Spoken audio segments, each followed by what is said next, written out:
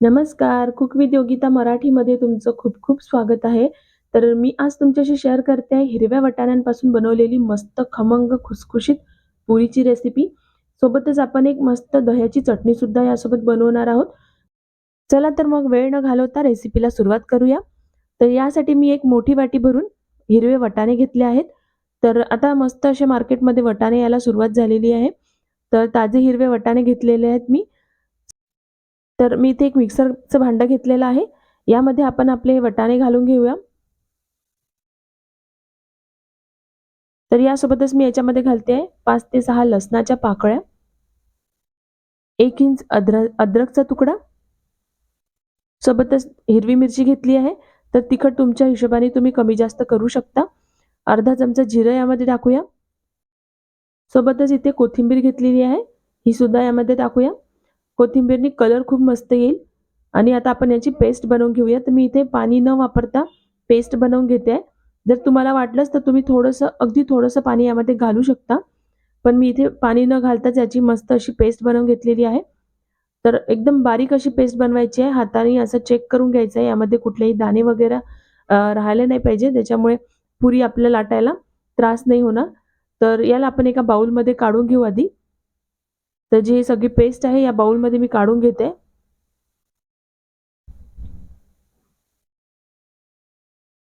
तर बघू शकता मी इथे पेस्ट काढून घेतलेली आहे. आता आपण यामध्ये घालूया 1 चम्मच चिली फ्लेक्स, 1 ते 1.5 चम्मच मी इथे तीळ घेते आहे.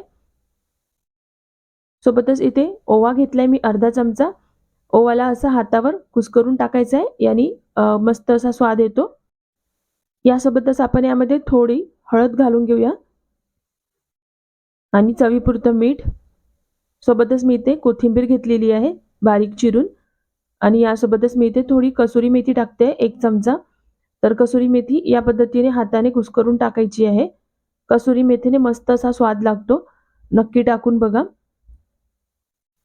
आणि आता आपण हे सगळे पदार्थ एकत्र करून घेऊया, म्हणजे मिक्स करून घेऊया याला. तर चम्मचने या पद्धतीने मी इथे मिक्स करून घेतलेलं आहे. आता आपण यामध्ये घालूया गव्हाचं पीठ. तर मी इथे आधी 1 वाटी गव्हाचं पीठ घेतलं आहे.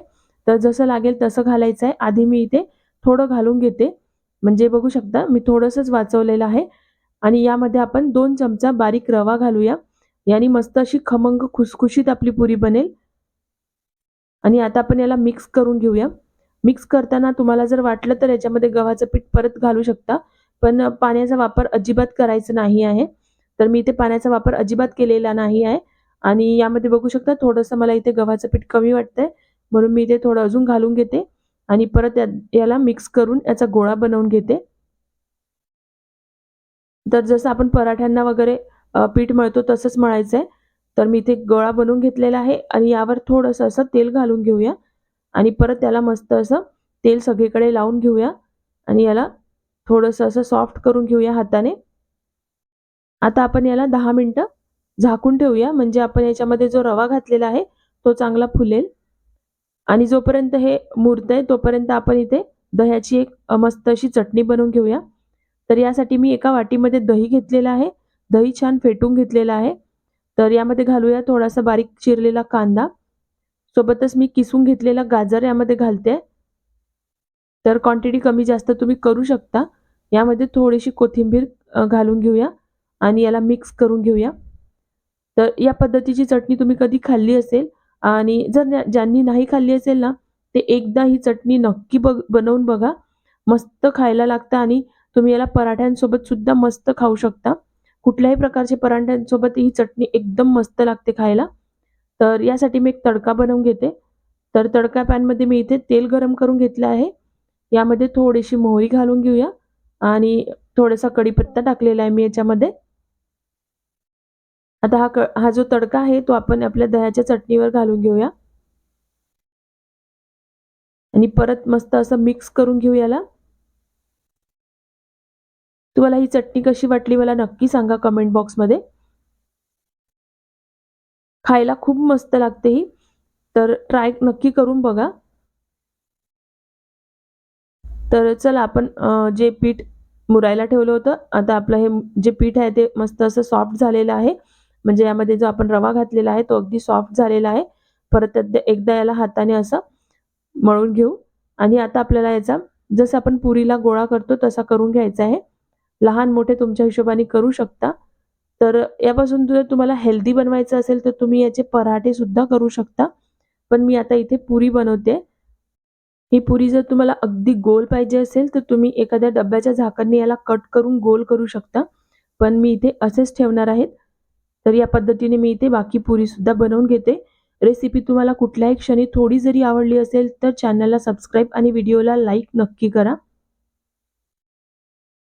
तर बघू शकता इथे पुरी आपले बनवून तयार झालेले आहेत. तर आता आपण याला तळून घेऊया. तर तळण्यासाठी मी इथे तेल गरम करायला ठेवलं आहे. तेल छान आपलं गरम झालेलं आहे. यामध्ये आपण एक-एक करून पुरी घालूया. पुरी घातल्याबरोबर या पद्धतीने चम्मचने असं थोडंसं प्रेस केलं तर मस्त अशी टम्म आपली जी पुरी आहे ते मस्त अशी फुगते. तर बघू शकता मस्त अशी टम्म आपली जी पुरी आहे फुललेली आहे. आणि आता याला कमी गॅसवर जरा 2 ते 3 मिनिटं असंच ठेवायचं आहे जेणेकरून जी पुरी आहे मस्त अशी खमंग खुसखुशीत होईल. तर बघू शकतात पुरी आपली तळून झालेली आहे. या पद्धतीनेच मी बाकी ज्या पुऱ्या आहेत त्यासुद्धा तळून घेते. जर काही नवीन पार्टी असेल, काय असेल तर तुम्ही हे नवीन प्रकारच्या पुऱ्या नक्की बनवून बघू शकता. खायला याची चव खूप मस्त लागते. ट्राय नक्की करून बघा आणि कशी वाटली ते मला कमेंट बॉक्समध्ये नक्की सांगा. तर या पद्धतीने मी इथे सगळ्या अशा पुऱ्या ज्या आहेत तळून घेते. तुम्ही याचे पराठे करून मुलांना टिफिनवर सुद्धा देऊ शकता. तर आपले हे पुऱ्या आहेत त्या बनवून तयार झालेल्या आहेत. पण एक बाहेर काढून घेऊया. तर मी इथे बघू शकता मस्त अशा पुऱ्या आपल्या टम्म फुगलेल्या आहेत आणि खायला अगदी मस्त लागते. याची एकदा तरी तुम्ही नक्की बनवून बघा. तर बघू शकता आणि यासोबतच आपण मस्त अशी दह्याची चटणी बनवलेली आहे. त्यासोबत तर याची चव एकदम भन्नाट लागते. तर बघू शकता अजिबात तेलकट झालेली नाही आहे. रेसिपी तुम्हाला कशी वाटली मला कमेंट बॉक्समध्ये नक्की सांगा आणि खरंच जर थोडी जरी आवडली असेल तर लाईक करा आणि चॅनलला सबस्क्राईब करा. तर भेटूया अशा नवनवीन रेसिपींसोबत. तर बाय बाय. Take care.